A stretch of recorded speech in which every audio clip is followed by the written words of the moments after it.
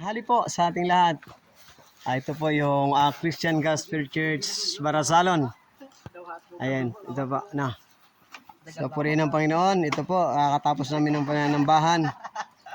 Purihin ang dakilang may likha. No. So mga kamisyon, ito po yung ating yung mga kapatiran dito. No.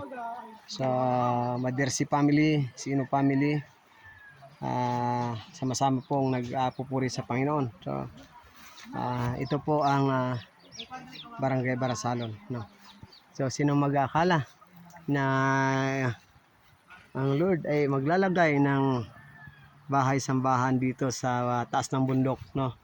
Kagaya ni Noah noong panahon ng baha, siya ay pinagawa ng Diyos ng daong sa bundok, no.